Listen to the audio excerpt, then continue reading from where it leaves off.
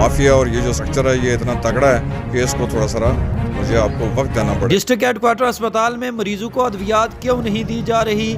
भारी भरकम स्टॉक के बावजूद भी अद्वियात आवाम की पहुंच से दूर। वजीर सेहत अंसर अब्दाली का अचानक अस्पताल पर छापा। प्राइवेट गाड़ी में गेट से दाखिल हुए तो अमले की दौड़ें लग गई। स्टोर का दौरा किया और अद्वियात का मायना किया। भारी भरकम अद्वियात का स्टॉक मौजूद होने के बावजूद आवाम को क्यों नहीं दी जा रही? अमले की खूब सरजनिश की। 10 दिन का वक्त दे दिया। होप न्यूज की टीम ने अंसर अब्दाली को गेट पर पकड़ लिया। आपने ये क्यों कहा कि अस्पताल को बंद कर देना चाहिए? मजीद क्या गुफ्तगू हुई, देखिए इस इंटरव्यू। अस्सलाम वालेकुम नाज़रीन, आप देख रहे हैं ओपन न्यूज़। मैं हूं आपका मेज़बान इमनाज़ खान और इस वक्त मैं मौजूद हूं डिस्ट्रिक्ट हेडक्वार्टर अस्पताल में। हमारे साथ मौजूद हैं वज़ीर सेहत निसार अंसर अब्दाली साहब, जिन्होंने अचानक विज़िट किया है।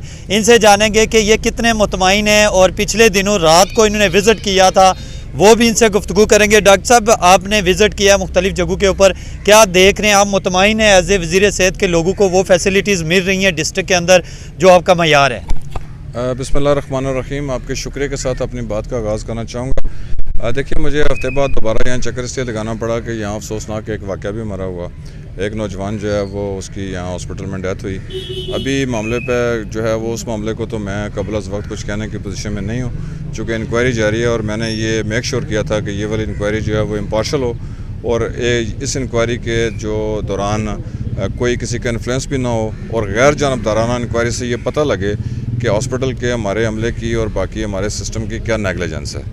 एक तो मैं आपको श्योर करवाता हूँ कि ये वाला जो मामला है उसको प्रॉपर तरीके से टेकअप करेंगे और अगर कहीं कोई नेगलिजेंस पाई गई तो उस पर किसी किस्म की रियायत नहीं बरती जाए। अच्छा सर, पिछले दिनों आपने विज़िट किया और आपने कहा कि इस अस्पताल को बंद कर देना चाहिए था। सोशल मीडिया के ऊपर लोगों ने तनकीद की है कि 4 साल हो गए तकरीबन आपको वज़ीर सेहत और आखिर पे जाके आप कहते हैं बंद कर देना चाहिए, इसकी क्या लॉजिक?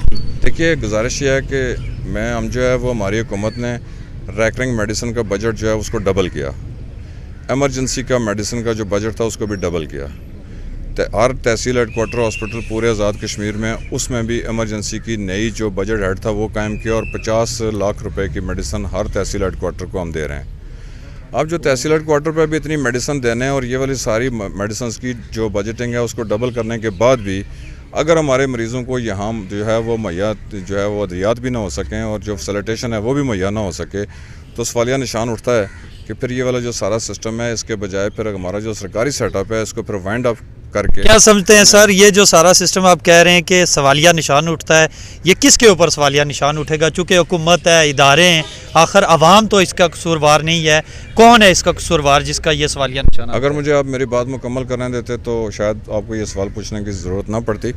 मैं ये आपसे गुजारिश कर रहा था कि ये वाला जो सारा स्ट्रक्चर है उसमें हुकूमतों का काम इनको वसाइल मुहैया करना है और जब हम वसाइल में अगर कोई कमी आएगी तो उसके ज़िम्मेदार हम हुकूमत जो है वो अपने सर लेगी। लेकिन जब ये सारी मेडिसिन और बाकी सारी चीज़ें जो मैंने आपको गिनवाई हैं इनको सारों को डबल कर भी दिया गया और यहाँ प्रोक्योरमेंट और बाकी सारे प्रोसेसेस में ये हमारा जो स्टाफ है और बाकी सारे लोग फंसे रहे हैं और ये हमें कानून और कायदे सिखाने की बात करें तो ये मेरा ख्याल है फिर हमारे लिए भी शायद काबिल बर्दाश्त नहीं है। मैं बहसीयत वज़ीर सेहत आपको ये कहना चाहता हूँ कि मेरी जब से मैं नोटिफाई हुआ था तो हमारी पहली प्रायोरिटी ये थी कि स्टेप वाइज चीज़ों को लेके चलेंगे। उस स्टेप वाइज चलने में चूँकि हमारे पास मेडिसिन का बजट ही शॉर्ट था तो शॉर्ट बजट की मौजूदगी में हम जो है वो इनको कोई चीज़ कह नहीं सकते थे जी कि आप मरीज़ों को मेडिसिन क्यों मुहैया नहीं हो रही।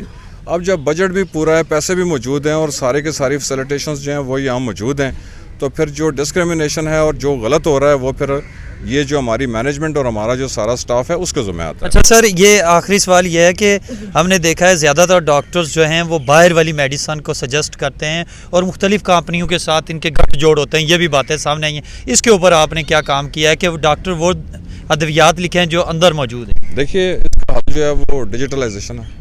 डिजिटलाइजेशन पे हमारा काम हो रहा है तेज़ी से। आपने देखा होगा कि हमारे कुछ काउंटर्स के ऊपर कंप्यूटर आपको नज़र आ रहे होंगे और कुछ के ऊपर जो है वो मज़ीद आज भी मैंने हदायत जारी की हैं कि हमारी जितनी मेडिसिन के जो डॉक्टर्स के लिखे गए नुस्खा जाते हैं उनको भी कम अज़ कम स्कैन करके उसका रिकॉर्ड मुरतब किया जाए।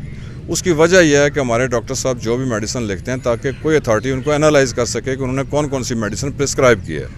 फिर जो हमारे हॉस्पिटल के अंदर जो हमारी CPC लिस्ट और हमारी जो प्रेस्क्राइब लिस्ट है उस लिस्ट के अंदर से अगर कोई डॉक्टर साहब मेडिसिन नहीं लिखते और उसके अलावा फिर बाहर से जो है वो चिट्ठें और पर्चियाँ बनना शुरू हो जाएं तो फिर जाके हम चेक करने की पोजीशन में होंगे। लेकिन ये माफिया और ये जो स्ट्रक्चर है ये इतना तगड़ा है कि इसको थोड़ा सा मुझे आपको वक्त देना पड़ेगा कि ये सारी क्या चीज़ें। समझते हैं 14 दिन बाद आए, निज़ाम बेहतर था, अब कितने दिनों बाद बेहतरी की उम्मीद मैंने है? तकरीबन जो है वो 25-30% इम्प्रूवमेंट देखी है।